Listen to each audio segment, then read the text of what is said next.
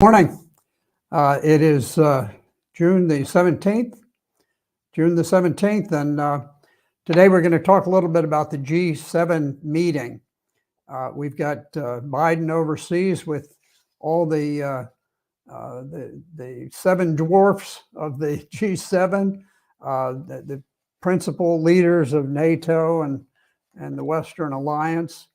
But interestingly, a great article in Wall Street Journal that it's entitled "The G7 Dwarfs and Giorgia Meloni," who is the Italian Prime Minister.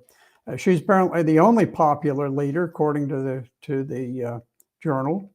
And they go ahead and they enumerate the different ones, and they talk about Britain's Rishi Sunak, who is coming up on an election July the 4th, and the Wall Street Journal predicts that it'll be one of the greatest electoral defeats in the history of the Conservative Party.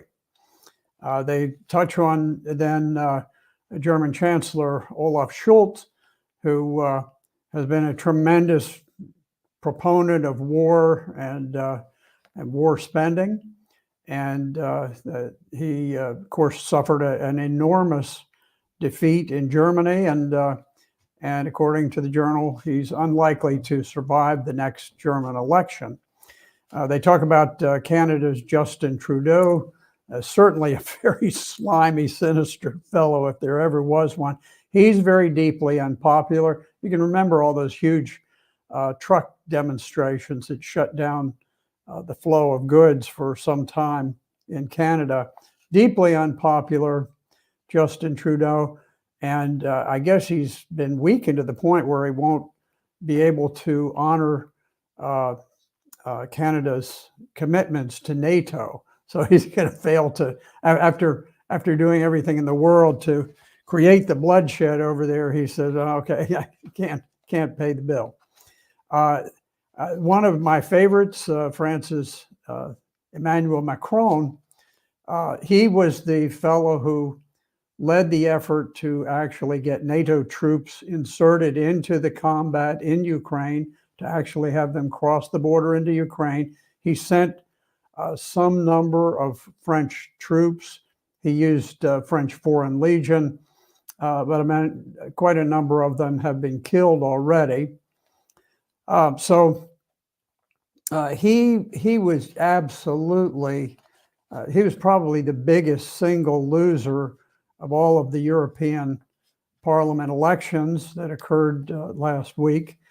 And Marine Le Pen, her National Rally Party, was the great winner, and I think they had something like double the number of his votes.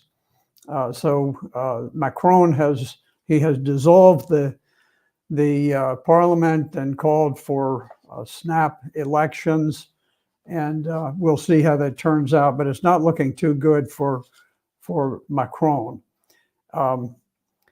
Also in Japan, Japan has been pushing out more money for war spending. Even though they're not at war, they're very much almost sort of a collaborator with NATO. And Kishida's rating is down to 16.4%. Apparently, it's a new low over there.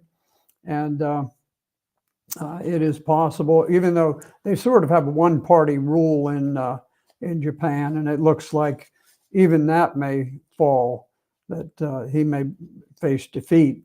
And then, of course, there's President Trump, who, according to the journal, they say that he has a hard time following the discussion, and in any event, they say, he's 81 and in obvious decline. So that's the situation we've got now. Drawing back from what the Wall Street Journal has talked about, what is the common link among all of these people? The common link is that they ignored their own people, their own concerns, their own national boundaries, and went all the way on the most distant part of the globe to Ukraine, and they have fostered a just huge bloodletting of people over there, totally needless. The two sides, the Ukrainians and the Russians, had agreed to end the war 2 months after it started. And NATO, under the leadership of the United States and President Biden, have pressed for more and more war.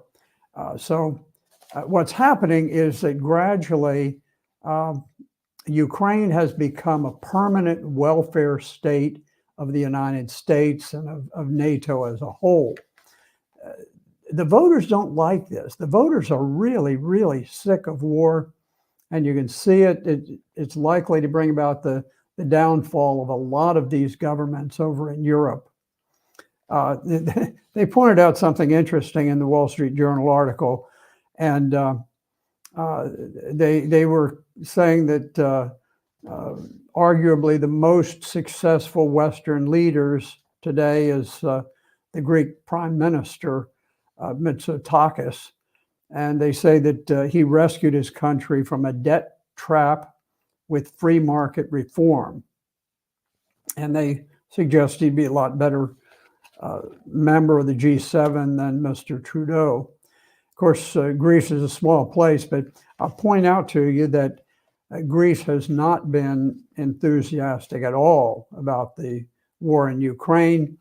And Zelensky, who is just he's a nasty, arrogant little twit, and he pressured the Greeks and demanded that they turn over their Patriot air defense system. And the Greeks told him, no, not going to do it. So that's a situation with the G7. This meeting is it's the odd thing about the G7, it represents Western countries that have absolutely no concern for their own people, for their own infrastructure, even for their own defense. As long as they can work out these deals to launder money, and I will tell you that win or lose elections, Mr. Green is going to show up. There's going to be plenty of money for these folks. Now, along that line, at the G7 meeting, Joe Biden and Mr. Zelensky have signed a 10-year security deal. And the purpose of this is to make this enormous flood, this just gargantuan tsunami of American wealth, continue to flow over to Ukraine, to rebuild the country, to arm them, to allow them to just fight endlessly so that this war will never end. And so they've signed a 10-year agreement that the United States will back them up with money. And now the Washington Post acknowledges that President Trump could undo the agreement, which he certainly should do. I mean, it's absurd, the idea that one president would bind another president to continue a useless, needless, unnecessary war that is harming the American people, undermining our economy, potentially bankrupting us. But the whole purpose of it is just to say, okay, we don't care what elections tell us in the United States. We're going to lay out the framework so that we make it extraordinarily difficult to ever have the voters have an impact on their own future. And we will put into place this agreement. And now the agreement is very interesting. In addition to the 10 years commitment of support to provide all of these arms and so forth, that the agreement commits the United States, and listen to this, We're talking about the next president of the United States. We're committing the next president of the United States to hold high-level consultations with Zelensky within 24 hours after Ukraine is attacked. Now, Ukraine is under constant attack. So presumably what this means is that President Trump, if he's elected, will be on the phone every single day of his entire 4-year term, talking to this twerp Zelensky and listen to him rail on about what he wants and how much money his country will get. And of course, everybody knows that all of these guys connected with this vast flood of money, they're filling up Swiss bank accounts to the point where the Swiss banks don't even know what to do with all this money. It is an outrage. It's draining the life's blood of America and other countries. Now, here's the next thing. I mean, there's outrage after outrage heaped upon the American people and the people of Europe by this G7 and all of these weakened leaders. While they have agreed on a $50 billion loan for Ukraine. Now, you recall that Congress, after months and months of struggle, finally went ahead and they invested $60 billion in the Ukraine war. Now, just to give you some idea of comparison, the entire U.S. defense budget is something like $850 billion. So $60 billion was just sent in a single piece of legislation to go over to Ukraine, a country that is not a vital American interest, but just it's a place where there is a huge amount of money laundering being done. There are the sons of politicians and politicians who are becoming billionaires in the course of this war.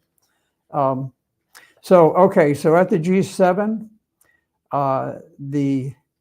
the leaders of the G7 have all agreed that they're going to take the deposits from the Russian National Treasury, which are held mostly in banks in London, and they froze them. In other words, they took them. They misappropriated all of that, their funds belonging to the Russian people. Now, what they're going to do is they're going to use those funds to generate interest income, and they'll use the interest income to send this $50 billion loan to Ukraine. Now, here's the thing. The loan is going to be underwritten by the United States, okay? Imagine the enormous banks, the amount of profit that these banks will generate by funneling and sort of repackaging this by underwriting the loan. And there are going to be European banks, they're going to make money. So, there are huge, powerful banking families in London. They're famous, they're famous for their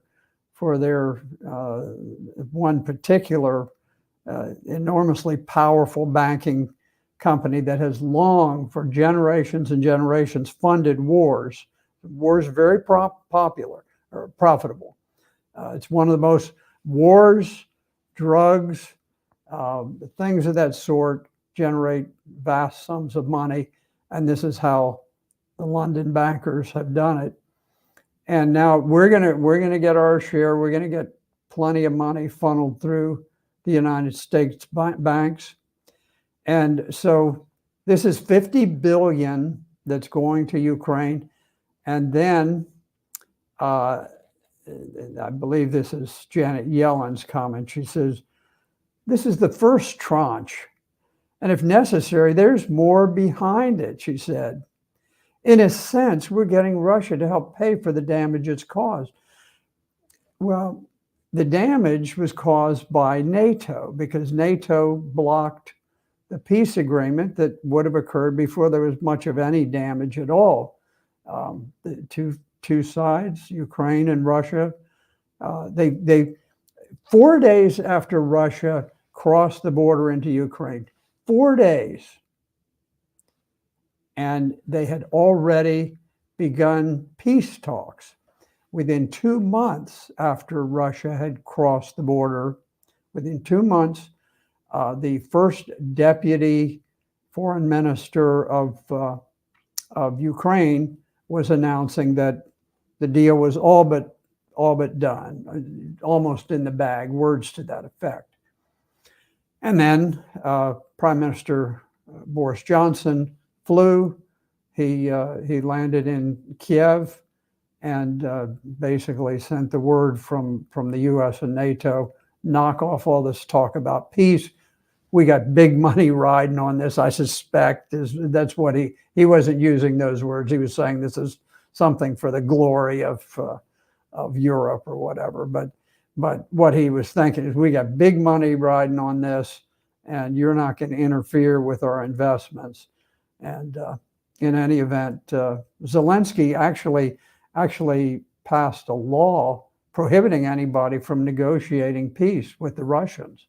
So it's obvious they do not want peace. They want war, and they want all the profits that come from it. So that's where we stand today. We certainly need a change of government in the United States. We're all holding our breath until November comes. But in any event, I'll see you next Monday. This has been Senator Dick Black. Focus on the news.